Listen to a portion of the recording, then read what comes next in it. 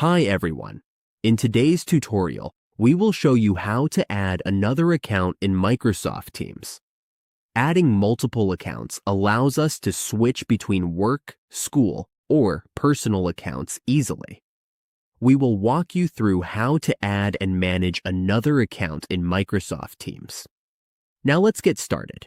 On the Microsoft Teams dashboard, we can add an account by clicking the profile icon in the upper right corner here, as you can see. We can click this icon. This is where our account information is shown. To add another account, simply click Add Another Account, and a pop-up window will appear where we can log in.